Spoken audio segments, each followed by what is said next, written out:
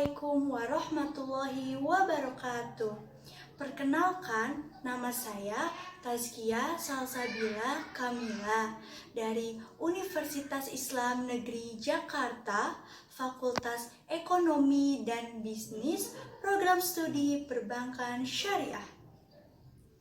Dengan adanya perkembangan teknologi yang semakin canggih, khususnya dalam bidang perdagangan, yaitu perdagangan elektronik, yang dimana terdapat pihak penjual dan juga pihak pembeli, yang keduanya tidak bertemu secara langsung, melainkan melalui internet.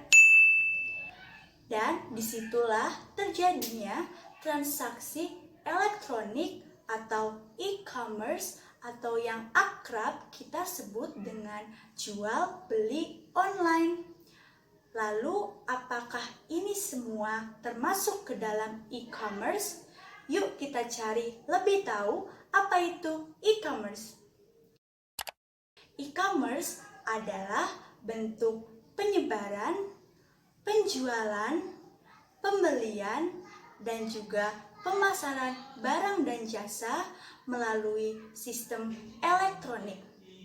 Meskipun sarananya berupa televisi dan juga telepon, kini e-commerce sering terjadi menggunakan internet. Nah, ini memunculkan kesalahpahaman antara e-commerce dan juga marketplace. Apa itu marketplace?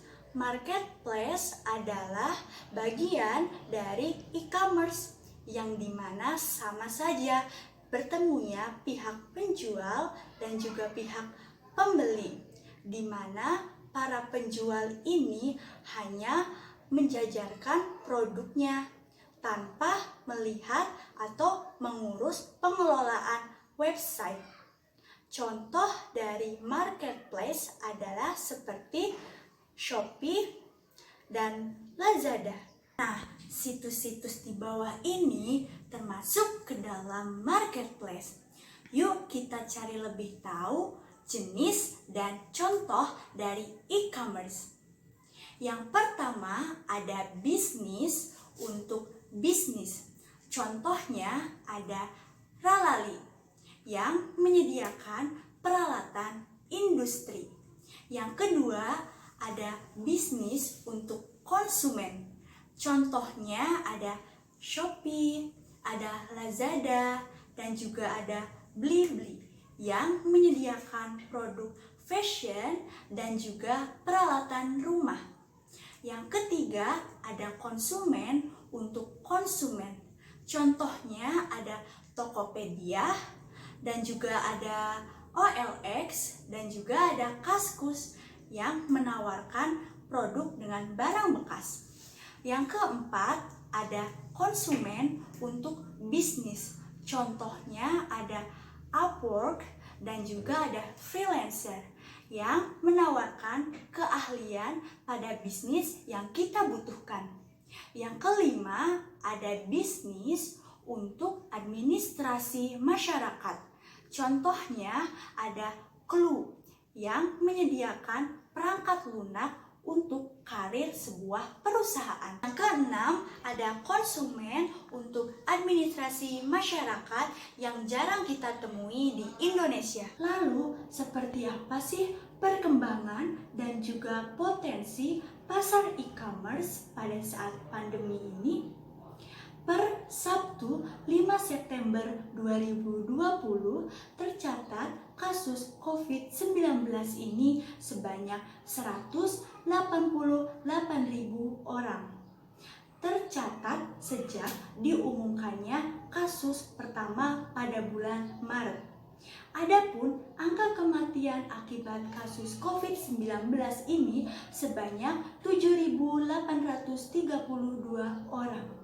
Pandemi COVID-19 ini memang sudah mendistrupsi sektor perekonomian di Indonesia maupun di belahan dunia, yang merubah perilaku konsumsi masyarakat dan menciptakan era new normal. Kekhawatiran masyarakat terhadap pandemi COVID-19 ini menuntut mereka untuk berbelanja online seperti transaksi produk kesehatan, peralatan rumah, dan juga peralatan ibu dan bayi. Pemerintah melalui program PSBB ini telah berhasil dalam memanfaatkan ekosistem digital, yakni di mana jaringan pasar konvensional yang sudah mulai bergabung ke pasar e-commerce.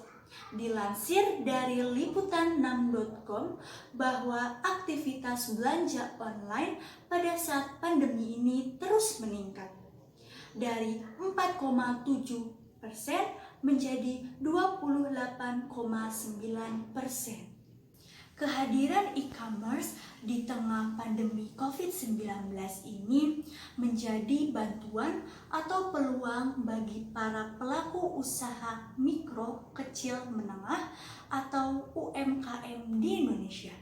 Salah satu manfaat dari e-commerce untuk UMKM di Indonesia salah satunya adalah memanfaatkan atau memudahkan para pelaku usaha untuk berkomunikasi dengan calon konsumen, dan jual beli online ini memiliki cakupan bisnis yang lebih luas. Semakin banyaknya konsumen Indonesia yang memulai beraktivitas dari dalam rumah, kini berbelanja online menjadi pilihan yang sangat tepat. Karena dengan berbelanja online di rumah saja, kita bisa ikut serta dalam memutus mata rantai penyebaran COVID-19 di Indonesia. Dengan berbelanja online di rumah saja, kita juga bisa ikut berperan loh dalam upaya pemerintah untuk melawan penyebaran COVID-19 di Indonesia. Belanja di rumah aja.